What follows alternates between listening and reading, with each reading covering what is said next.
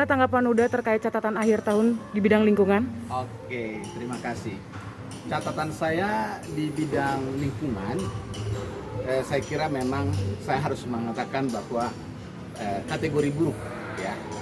Mungkin dalam hal segmen lain, ekonomi, sosial dan yang lain, mungkin saya kira cukup baik. Tetapi dalam hal lingkungan, saya melihat pemerintahan Jokowi cukup buruk. Mengapa? Karena kita baru mengalami pandemi. Sampai hari ini masyarakat disuruh pakai masker, disuruh pakai hand sanitizer, dan semua yang terkait dengan pandemi. Saya belum melihat kebijakan pemerintah bagaimana sebenarnya cara pengelolaan limbah masker, limbah hand sanitizer, terus semua bahan-bahan yang terkait dengan pandemi. Saya kira memang itu harus dipikirkan oleh pemerintah ke depan. Baru yang kedua, dalam hal misalnya pembangunan berkelanjutan. Kita mengetahui ada beberapa destinasi wisata prioritas pemerintahan Jokowi, tetapi hampir di semua tempat yang terkait dengan orientasi pariwisata, hampir semua konflik. Di Mandalika, di kawasan Danau Toba khususnya begitu dahsyat, luar biasa. Kenapa? Karena saya melihat pemerintahan Jokowi mengabaikan hak-hak masyarakat adat. Padahal sebenarnya Dr. Marwara Siahaan sebagai orang yang pernah di Mahkamah Konstitusi mengatakan bahwa Undang-Undang Dasar 1945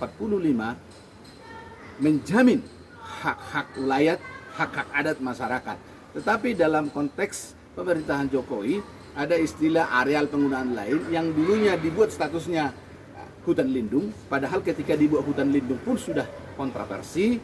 Nah, ini menjadi sebuah persoalan serius yang dampaknya masyarakat lokal menjadi korban dari pembangunan itu sendiri. Padahal sebenarnya pembangunan itu untuk rakyat yang dijamin oleh Undang-Undang Dasar 45. Oleh karena itu paradigma pembangunan ala Jokowi yang sekarang harus dirubah paradigmanya dengan menggunakan konsep sustainable development, pembangunan berkelanjutan, bahwa masyarakat lokal di Mandalika, di kawasan Danau Toba, dimanapun dalam konteks pembangunan harus menjadi tuan, karena negara hadir untuk membangun masyarakat lokal dan Indonesia. Saya kira itu catatan akhir tahun saya yang begitu penting, yang tidak boleh terulang di tahun yang akan datang.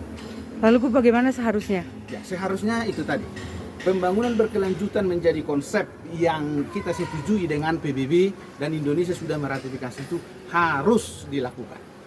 Tidak ada pilihan lain bagi kita bahwa anak cucu kita di masa yang akan datang harus dipikirkan sekarang.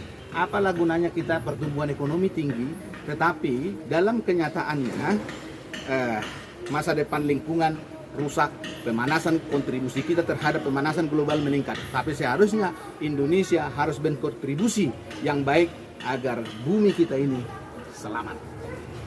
Apa harapan Uda untuk tahun depan? Ya, harapan saya kembalilah kepada konsep pembangunan berkelanjutan, tidak orientasi ekonomi ansih.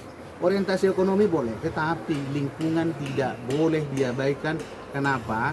Karena anak cucu kita, ratusan, ribuan, bahkan jutaan ke depan, bumi ini harus kita jaga. Kalau bukan kita yang menjaga, siapa lagi? Itu saya kira harus komitmen kita dari Indonesia. Terima kasih atas jawabannya Uda. Terima kasih.